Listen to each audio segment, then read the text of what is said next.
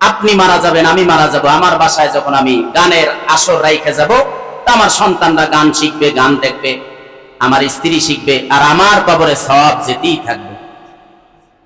কথা ঠিক না বে ঠিক? এটাও বলে ঠিক, হ্যাঁ এটাও বলে ঠিক। সবই আমরা বুঝতেছি, আফসোস সবই আমরা বুঝতেছি, কিন্তু আমলের লাইনে আমরা শূন্য। কথা ঠিক না বে ঠিক? তাহলে টিভি নামায় দেন, আপনি আলেম দাওয়াত দেন বাসার ভিতরে, তখন নতুন বউরে যেরকম কাপড় দিয়া ঢাইকে রাখে, তখন ওই যে শয়তানের বাক্স যেটা, এটারও সুন্দর করে কাপড় দিয়া ঢাইকে রাখে। হুজুরে কা হুজুর ওদিকে তাকায় না, এদিকে বইয়া দোয়া করে আপনি খাইয়া লইয়া যান। কথা ঠিক না বে ঠিক? বউবাদ কি কন, বউবাদ গান ছাড়া জমে না। কথা ঠিক না বে ঠিক?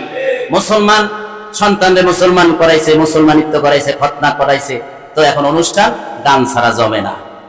আজকের আমাদের ধর্মীয় অনুষ্ঠানগুলা গান দিয়া একেবারে ভরে দিয়েছে। গান ছাড়া কোনো অনুষ্ঠানই হয় না, নাচ গান ছাড়া কোনো অনুষ্ঠান করে না মুসলমান। কথা ঠিক না বে ঠিক? অথচ সাহাবায়ে কেরাম সহ সমস্ত আম্বিয়া কেরাম এই বাদ্যযন্ত্রকে অপছন্দ করেছে।